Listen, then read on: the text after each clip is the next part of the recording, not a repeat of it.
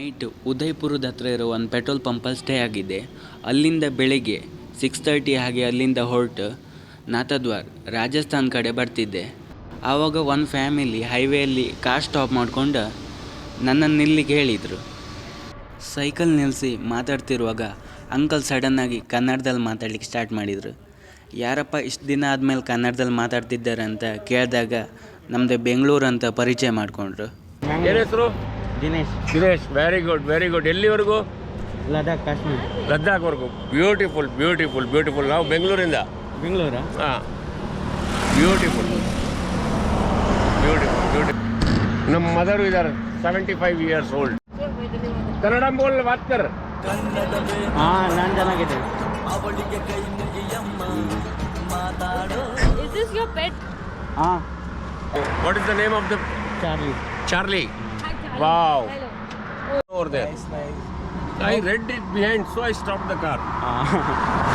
How many kilometers in total would be to Ladakh? 3,500. 3,500. How many you have Any traveled? goals of coming here? Huh? Any goals of traveling to It's a 7 nature process. Rider, we met him in Nathudwara, Rajasthan, and he is going to Ladakh with his pet, beautiful pet, Charlie. Wow. Nice meeting you, Dinesh. What's your YouTube handle? DK Answer. यही है ना? And who is sponsoring your trip? Actually मैंने college student हूँ. College sponsor देता पूरा trip का. College sponsor कर रहा है. Do you need any sponsorship? ನಮ್ಮಿಂದ ಏನಾದರೂ ಫೈನಾನ್ಷಿಯಲಿ ಸ್ಪಾನ್ಸರ್ ಬೇಕಾ ಕೇಳಿದ್ರು. ನಾನು ಕೊಡೋದಾದ್ರೂ ಕೊಡ್ಬೋದು ಅಮೌಂಟ್, ನಿಮ್ಮಿಷ್ಟ ಅಂತ ಹೇಳಿದೆ.